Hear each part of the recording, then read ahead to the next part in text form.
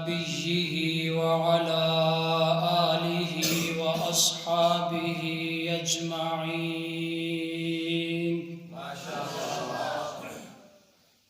أما بعد فأعوذ بالله من الشيطان الرجيم. بسم الله الرحمن الرحيم. قل هل يستوي الذين يعلمون والذين لا يعلمون؟ الآية. قال النبي صلى الله عليه وسلم: من يرد الله به خيرا يفقهه في الدين، أو كما قال النبي صلى الله عليه وسلم. کہاں سے ابتدا کروں، کہاں میں انتہا کروں، کہاں سے ابتدا کروں، کہاں میں انتہا کروں، میری زبان میں اتنی سکت نہیں کہ میں علم کی فضیلت بیان کروں. قابل صد تکریم معزز و مکرم میرے دائیں اور بائیں جانب مسند انصاف پر براجمان منصفین کرام، آج کی اس دلربا تقریری مسابقے میں آپ حضرات کے سامنے چند معروضات سخن گوش گزار کرنے کی سعادت حاصل کر رہا ہوں، جن مزینات جواہرہ سے میرا سینہ پر نور ہے، پر رونق ہے، وہ ہے علم کی فضیلت.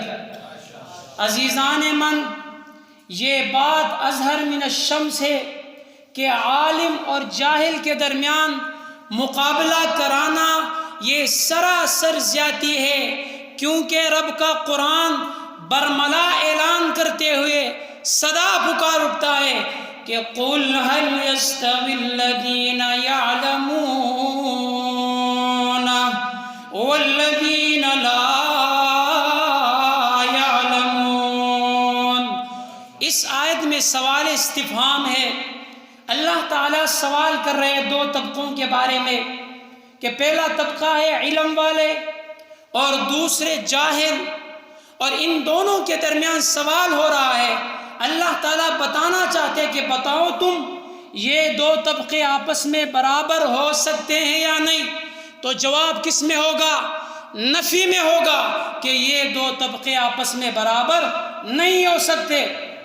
عزیزان من، آئے قرآن مجید فرقان حمید سے چند مثالیں دے کر بات کو اور واضح کرنا چاہتا ہوں. اللہ تعالیٰ قرآن مجید فرقان حمید میں فرماتے: وَمَا يَسْتَوِي الْأَعْمَى وَالْبَصِيرُ. دو شخص ہے، ایک کی آنکھ کام کرتی ہے، ایک دیکھ سکتا ہے اور دوسرا اندھا ہے. اللہ تعالیٰ بتانا چاہتے آپ مجھے بتائیے یہ دونوں آپس میں برابر ہو سکتے ہیں یا نہیں؟ تو جواب کس میں ہوگا؟ نفی میں ہوگا کہ یہ دونوں طبقے، یہ دونوں شخص آپس میں برابر نہیں ہو سکتے. آگے اللہ رب العزت نے فرمایا: وَلَا الظُّلُمَاتُ وَلَا النُّورُ. اندھیرے اور روشنی یہ دونوں بھی آپس میں برابر نہیں ہو سکتے. آگے اللہ رب العزت نے فرمایا: وَلَا الظِّلُّ وَلَا الْحَرُورُ. کہ سایہ اور نور یہ دونوں بھی آپس میں برابر نہیں ہو سکتے.